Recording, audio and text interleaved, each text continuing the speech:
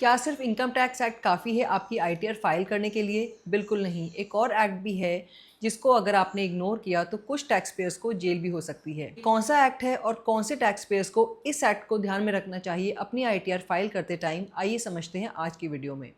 अगर आप last financial year में एनआरआई से ऑर्डिनरी रेजिडेंट बने हो तो ये वीडियो है आपके लिए, क्योंकि जब कोई एनआरआई इंडिया वापस आता है और उसका रेजिडेंशियल स्टेटस ऑर्डिनरी रेजिडेंट या आरओआर बन जाता है, तब उसकी ग्लोबल इनकम इंडिया में टैक्सेबल होती है।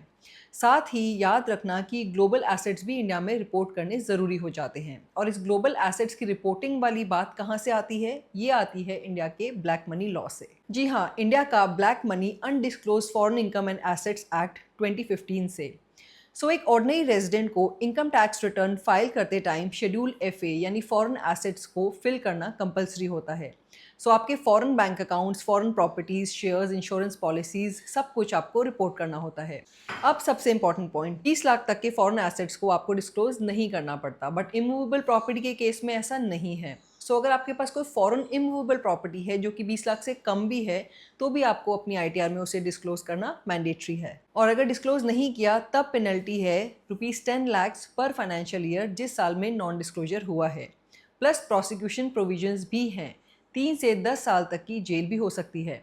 अगर आप रिसेंटली एनआरआई से रेजिडेंट बने हो, प्लीज़ अपने सीए से अपनी आईटीआर में शेड्यूल एफए ज़रूर फिल कराओ, डिस्क्लोज करो और पेनल्टी से बचो। प्राइम अकाउंटेंट्स को फॉलो कर लो for more such pro tax tips.